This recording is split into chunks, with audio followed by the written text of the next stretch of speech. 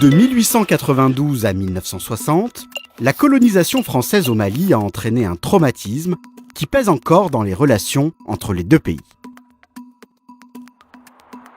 Après l'indépendance, dans un monde en pleine guerre froide, le Mali se rapproche d'abord de l'Union soviétique et choisit le bloc de l'Est par idéologie. Le premier dirigeant du Mali indépendant, Modibo Keïta, militant anticolonialiste, prend dès 1960 une orientation socialiste.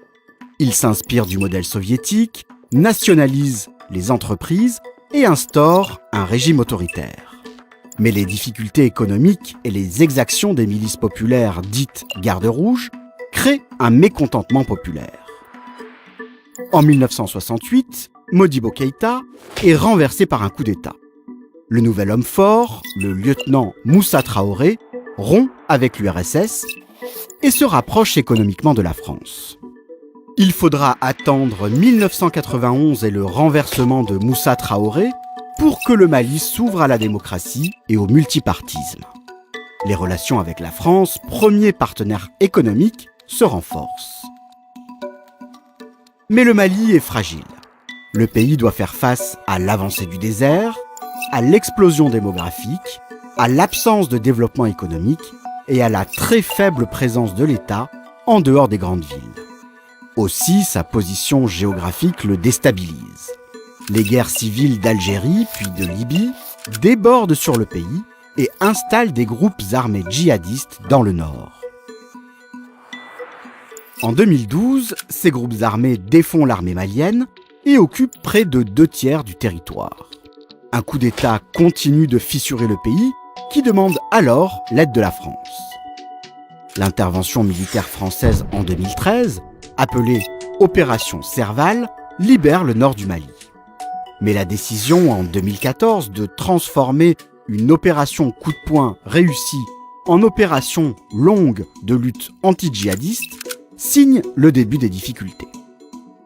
L'opération Barkhane, qui remplace l'opération Serval, ne parvient pas à éliminer l'insécurité terroriste qui s'étend jusqu'au centre du Mali.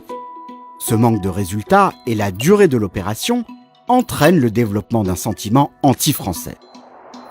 2 coups d'État militaires, en 2020 puis 2021, amènent au pouvoir une junte qui exploite ce ressentiment anti-français. La junte se tourne vers la Russie, qui profite de l'aubaine. La confrontation avec l'Occident est en effet, depuis 2014, un élément structurel de la politique étrangère du président russe Vladimir Poutine. La Russie amplifie le sentiment anti-français par la diffusion de très nombreuses vidéos et fausses informations. Mais la Russie ne souhaite pas un engagement aussi coûteux et lourd que Barkhane. Elle a introduit la société russe privée payante de sécurité Wagner, bien connue pour ses mercenaires déjà présents en Centrafrique. La junte malienne s'éloigne de plus en plus de la France, avec l'expulsion de l'ambassadeur français, puis, depuis mars 2022, l'interdiction de diffusion de RFI et France 24, tandis que la relation avec Moscou se renforce.